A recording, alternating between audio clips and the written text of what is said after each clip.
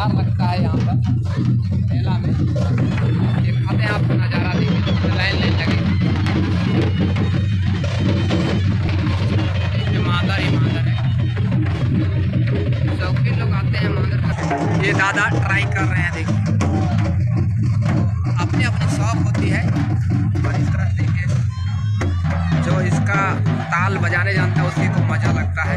देखिए पिठोरिया के दादा ये मांदर के शौकीन है। ये देखिए ठोक बजा के देख रहे हैं, अगर लेना होगा तो लेंगे, लेकिन वह ताल और उसका लय जो बजता है, उसका सुर निकलता है, उसी को जांच रहे हैं।